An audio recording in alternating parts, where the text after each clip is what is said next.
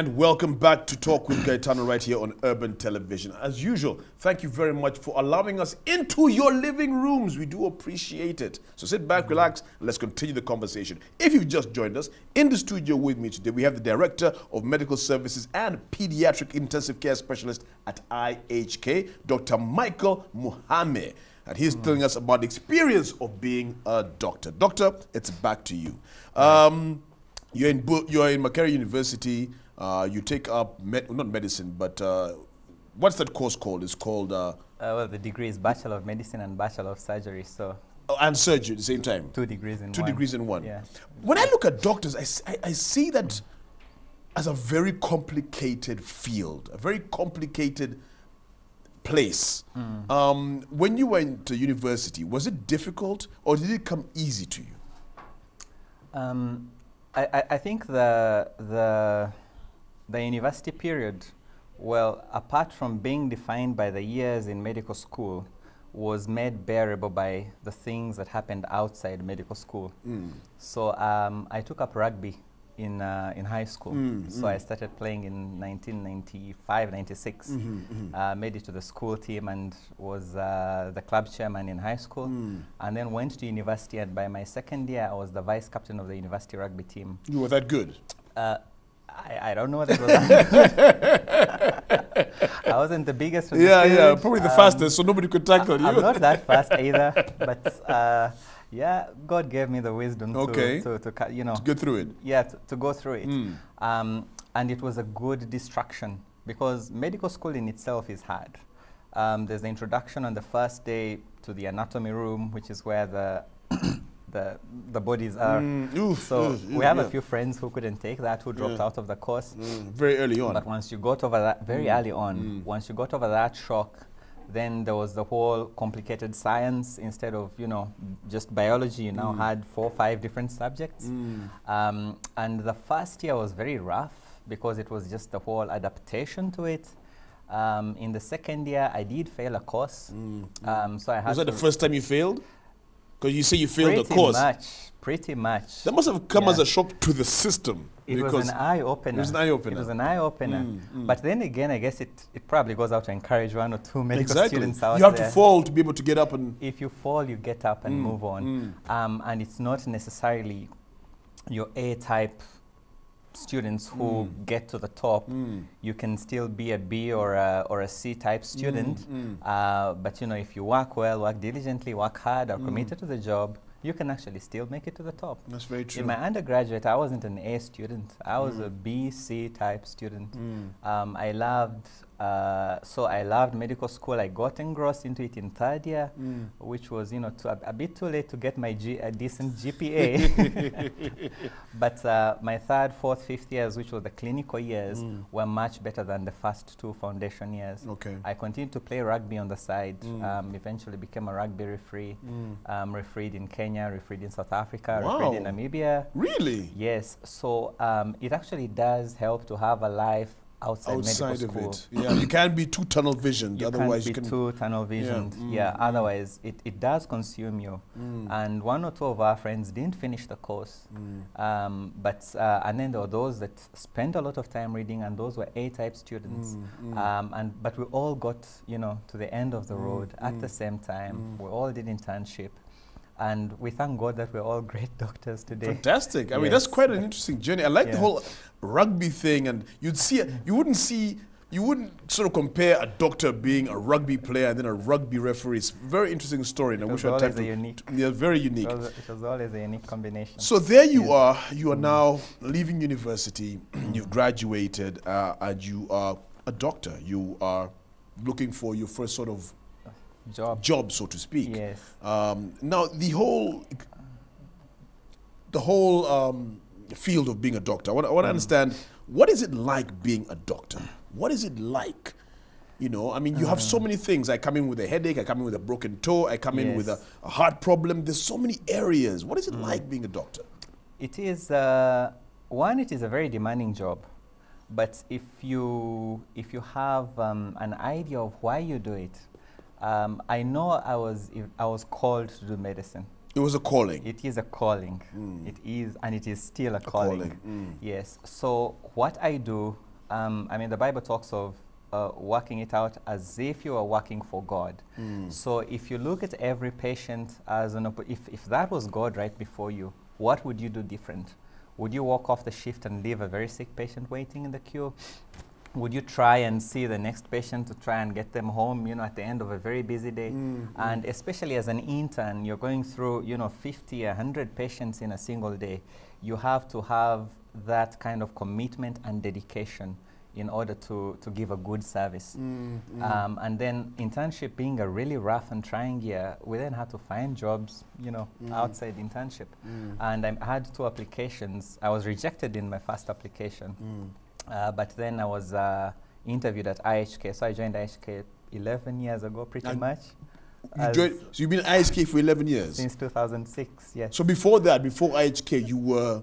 No, I was an intern, so an intern at Mulago Hospital. I see. And then right after that, I joined IHK. Mulago Hospital, many people will say, is not the best hospital. At one time, it was the cradle of hospitals in East Africa. But of course, circumstances being what they are, many people look at Mulago Hospital and go, and would you back that up, or would you say people give Mulago Hospital a bad name? I think the numbers are just overwhelming. The staff are few, the patients are many, the need is great. The need is great. So the hospital is overwhelmed. It would need significant investment. So not just human resource, but facilities, because you would want it to be a one-stop shop pretty much for the patient in need. But we are not there yet. They're now renovating. It's still, because with its attachment to Makerere University, you still have some of the most brilliant brains in this country teaching the students in there. And that's a big advantage. It's a big advantage, not just for the student, but for the patients who seek care there. And I guess we as a country can tap into that. We have brilliant doctors in this country. But if we get our priorities right, prioritize health, prioritize education. Yes, we must spend on defense. We must spend on, you know, we must have good roads. Otherwise, you know, patients can't take their produce to the market to get the money to go to the hospital to buy the service that they need. And we see that also in the private sector, the issue of affordability. The very poor patient should always have a good option in the government. It's their fallback position. It is. When they've sold everything else they have, they should, you know, the government institution should be the fallback option. Right, And, you know, that is what we hope to see Mulago become. You hear, doctor, of this phenomenon called the brain drain. Yes. You get your education, you see an opportunity abroad, and you take off because the grass is greener. Yes. You know, it's just easier. Have you ever felt or wanted or to flee? Not, maybe the word flee is wrong. To leave and go for those greener pastures where, you know, you have the facilities, you have the pay, you have all these things you're talking about. I have actually been privileged to work in a lot of those settings. So as an undergraduate, I spent time in one of the great hospitals in Johannesburg. And then in my training in pediatrics, I spent time in a Canadian hospital. And then more recently, I did my subspecialist training, so my intensive care training in probably the best children's hospital in Africa. That's the Red Cross Hospital in Cape Town. Wow. So I've been exposed to different settings. And you know, the pay is better. You work with some of the world's best, some of the world's most renowned physicians, but all those systems do have their challenges. The difference is that they have really good people who have actually stuck it out in those places. Working in, when you speak to some of the doctors in South Africa, the apartheid era was a very difficult one for doctors, you know, across the board.